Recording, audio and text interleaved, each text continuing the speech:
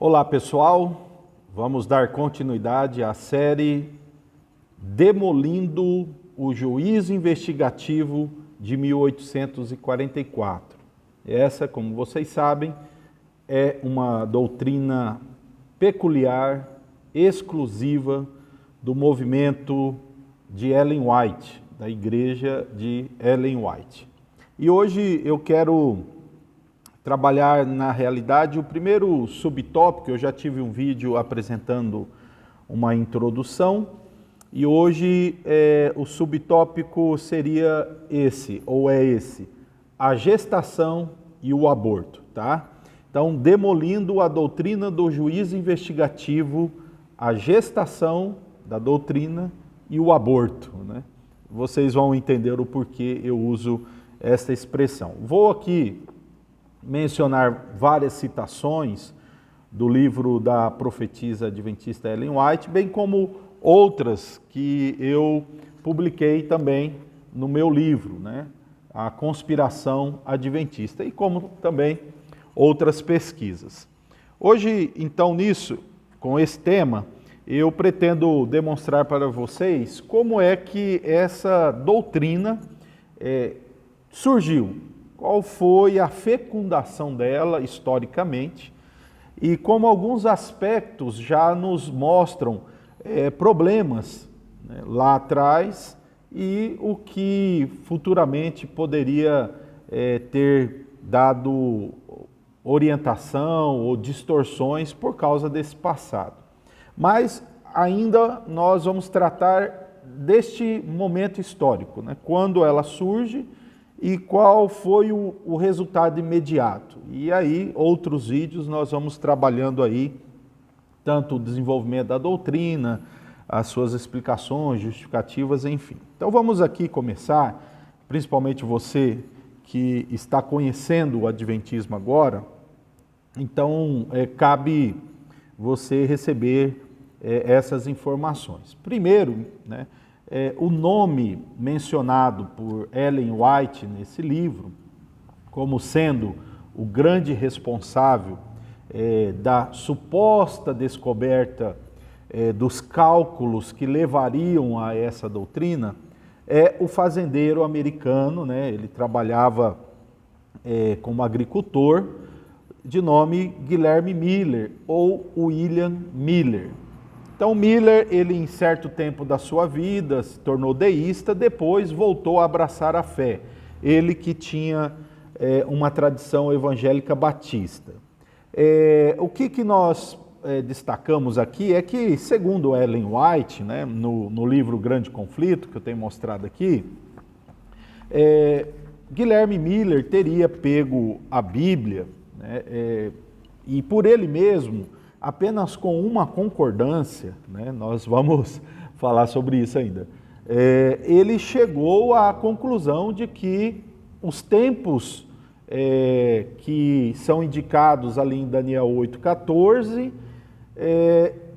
terminariam no ano de 1843 e depois ele mudou para 1844. Segundo Ellen White, né, a fantasiosa profetisa adventista, né, a Nossa Senhora de Todos os Sonhos, ela diz que ele abandonou, né, os comentários, qualquer conceito preconcebido, enfim, e foi só na Bíblia e ele chegou a essa conclusão.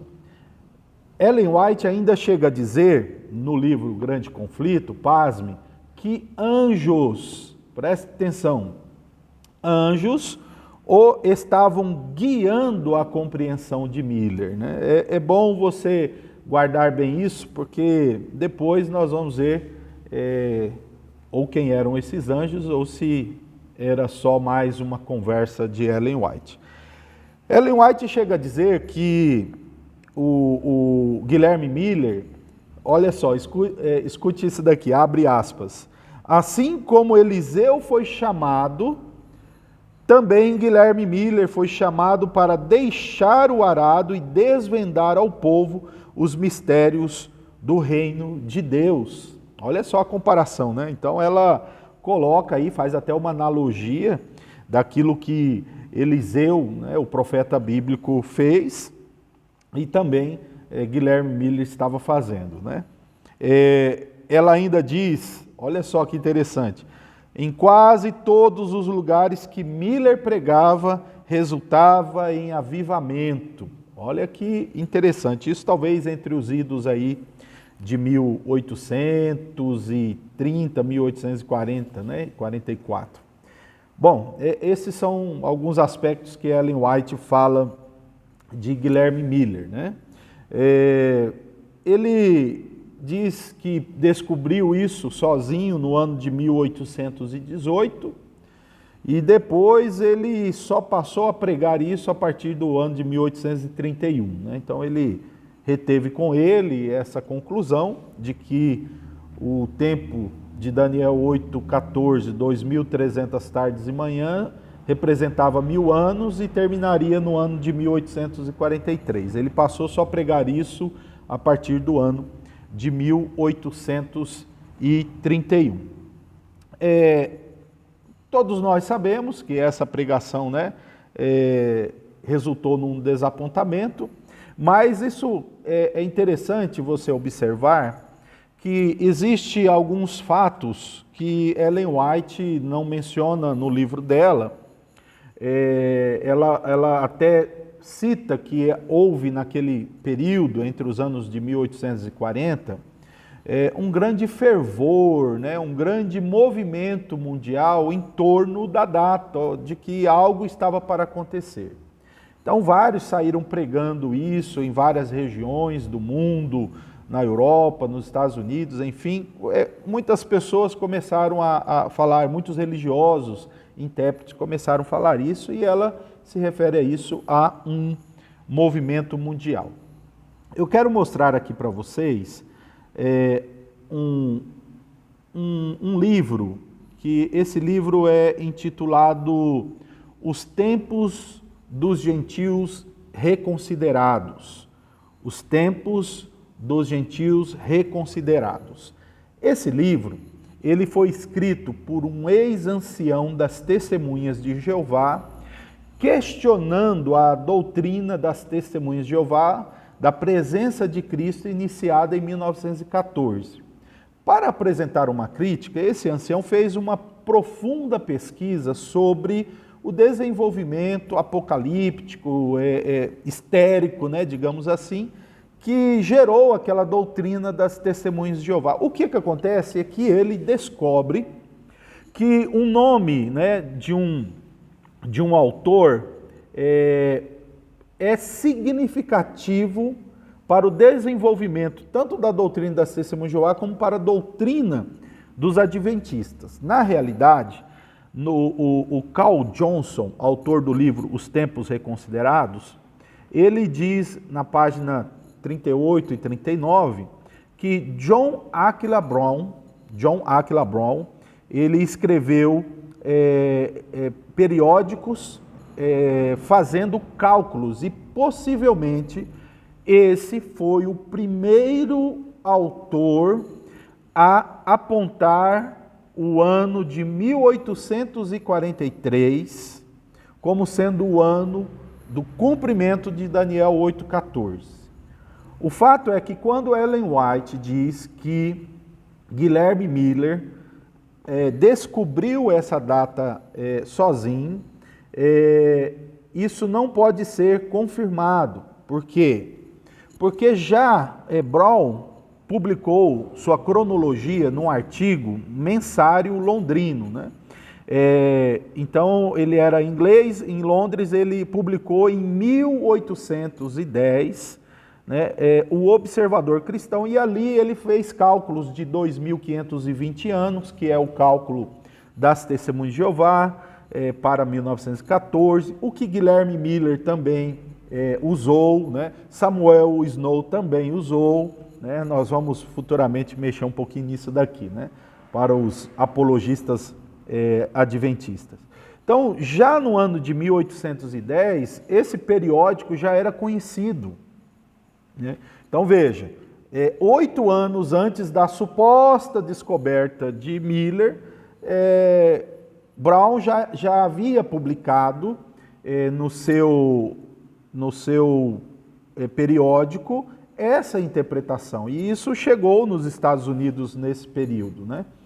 Então precisamos aqui levar em conta que não tem nada, essa fantasia ou essa imagem que Ellen White dá de Guilherme Miller, que ele descobriu sozinho essa doutrina apenas com uma concordância bíblica, é balela, né? Porque primeiro tem provas históricas que já tinha um monte de gente dizendo isso, né? Um monte. Então o livro que eu estou me referindo é esse daqui, eu tenho ele em PDF, né? Os Tempos dos Gentios Reconsiderados. Vale muito a pena ler esse livro para descobrir o desenvolvimento da doutrina das Testemunhas de Jeová e, obviamente, também dos adventistas. Então não tem nada de que ele descobriu sozinho, Ellen White está simplesmente blefando ou ela não sabia do que ela falava, o que acontecia muito. Então, levando isso em conta, outro aspecto, eu já vi, por exemplo, aquele apresentador da Bíblia Fácil, eu já vi o próprio Leandro Quadros, e um ou outro dizendo assim, que os críticos da doutrina de 1844 são desinformados, porque não foi Guilherme Miller que apontou 1844, teria sido Samuel Snow, um de seus companheiros. Eu pergunto para vocês, apologistas adventistas, Ellen White, quando traz aqui as informações históricas sobre Guilherme Miller e o desenvolvimento dos cálculos e a sua mudança de opinião, ela menciona o nome de Samuel Snow aqui? Ela não menciona. Então, assim, quem é desinformado ou desinformou foi ela, né? A questão é que, independente como foi John Aquila Brown, que certamente influenciou Guilherme Miller ou qualquer outro de sua época, ou posteriormente o Samuel Snow, o ponto é que Guilherme Miller é considerado por Ellen White um profeta. Ele desvendou e ela chega a dizer que ele escapou, né? Ele foi transladado, né? Ninguém viu, ele escapou de um grupo violento contra ele. Bem, o que acontece é que Guilherme Miller proclama, né, sistematicamente a volta de Jesus com este cálculo e várias pessoas começam então a aderir à mensagem do advento. Ellen White diz que essa mensagem, note vocês, foi pregada da maneira que Deus quis. Tanto que eles têm o absurdo de dizer que Apocalipse capítulo 10 é o cumprimento daquela decepção. Quando João come o livrinho, na sua boca é doce, depois no ventre é amargo, diz eles que a mensagem de Miller era doce, mas depois se tornou amarga com a decepção. Somente adventista, com a mente alegorizada dessa cidadã aqui, é que pode acreditar numa interpretação dessa. Porém, o que acontece é que, em algum tempo, na pregação de Miller, houve uma chuva de meteoros, né? E essa chuva de meteoros foi significativa. Aí Ellen White disse, olha, apareceu ali o último dos sinais antes da volta de Jesus. É interessante que quando Ellen White menciona isso no livro Grande Conflito, eu tenho aqui uma observação a fazer. O texto bíblico diz assim, ó, as estrelas cairão do firmamento e os poderes do céu serão abalados. Aí eles dizem, olha, tá vendo? A pregação de Miller foi indicada. Então preste atenção você. Com isso, Ellen White mostra que a pregação dele era realmente confirmada por Deus, né? O que ela desconsidera é que o texto bíblico de Mateus 24, 29 continua dizendo no versículo 30, então aparecerá no céu o sinal do Filho do Homem. A não ser que esse sinal aqui seja um sinal invisível, né, o que eles não defendem, que teria acontecido em 1844, ou o então aqui deveria se estender desde 1844 até um futuro ainda desconhecido, né? Qualquer que seja o fato, ela menciona então que esses sinais né, multidões seguindo Miller, avivamento, a sua capacidade de interpretar, anjos guiando ele, perseguição, igrejas zombando, vários então perseguindo ele. O que acontece é que isso prova que ele era um profeta de Deus. O que ocorre, no entanto, meus irmãos, é que aconteceu não o nascimento, mas um aborto. Jesus não voltou em 1844, né, nem 1843, nem as duas datas em 1844. O Senhor Jesus, ele então mostrou que as suas palavras em Mateus 24:36 e Atos 1:7, suas palavras eram poderosas e verdadeiras e humilhou o movimento do advento. Humilhou. Que anjos são esses que orientaram Miller? Que avivamento foi esse que houve quando Miller pregava Jesus voltar em 1843? Me diga. Eu pergunto a você, adventista, o que você diria para Miller naqueles dias, baseado em Mateus 24:36 e em Atos 1:7? O que você diria? Você iria ver um avivamento? Você ia ver o Espírito Santo guiando ele? Anjos orientando ele? Ele sendo assim considerado um grande profeta? É muito curioso que nesse momento eles então terceirizam a culpa. Por que não deu certo? Não deu certo, sabe por quê? Porque Guilherme Miller manteve uma interpretação errada. Ele achava que o santuário era a terra, né? E aí agora é o seguinte, cadê os anjos? Cadê o avivamento? Cadê esse profeta chamado por Deus? Cadê esses amigos que orientavam? Ninguém falou para ele que o retorno então não ia ser para o céu ou para a terra, mas para outra parte do céu? É interessante isso, porque mesmo aqui no livro Grande Conflito, tem uma citação em uma de suas notas de um teólogo na época que advertiu Guilherme Miller. Né, Dr. Bush, né, se não me engano é esse nome, aparentemente um teólogo pós-milenista. Ele disse assim, que o grande problema dos cálculos de Miller era o que eles esperavam para o fim desses cálculos, né? Então, ou seja, já tinha gente advertindo ele, mas não, eles só erraram em alguns aspectos para onde é que Jesus ia voltar, né? Bem, como eu coloquei aqui, Jesus então humilhou o movimento do advento, que segundo a Ellen White era o movimento de Deus, né? Jesus, o Espírito Santo honrou a palavra de Jesus e humilhou Guilherme Miller. O que aconteceu então foi um aborto, certo? Não nasceu o que eles esperavam. O que eles esperavam? A volta de Jesus. Não aconteceu.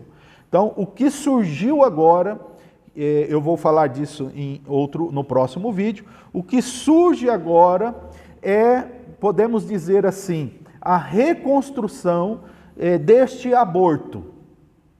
A reconstrução desse aborto, que vai começar no milharal ali com Iran Edson. Tá? Então, os aspectos apontados aqui nesse vídeo. Primeiro, nós tentamos mostrar aqui que é um mito total de Ellen White tentar colocar Guilherme Miller como um grande profeta. Segundo, que as suas fontes não foram as Escrituras. Mencionei o livro de Carl Johnson, Os Tempos dos Gentios Reconsiderados, mencionando o nome de John Aquila Brown, o que nenhum adventista geralmente sabe ou menciona. Tá? Bom ainda destacar que nenhuma concordância bíblica vai ajudar você a encontrar uma data extra-bíblica. Preste atenção nisso. O ano de 457 a.C. não está na Bíblia. O ano de 1844, principalmente o dia 22 de outubro de 1844, também não está na Bíblia. Isso precisa de datas e calendários extras bíblicos para fazer correlações, tanto com profecias ou com relatos históricos. Assim dizer que Guilherme Miller só pegou a concordância e descobriu é um engano, ou querendo enganar ou se enganando, né? Então nós mostramos isso. Mostramos que há também um pedantismo aí, tanto nos críticos como naqueles que se dizem conhecedores, por causa do nome de Samuel Snow. Samuel Snow continuou também algumas coisas sobre 2.520 anos, interpretação essa que as Testemunhas de Jeová adotaram. né? Por que os adventistas não caminham com os 2.520 anos também para outros cálculos? Simplesmente porque Ellen White não continuou. Exatamente isso.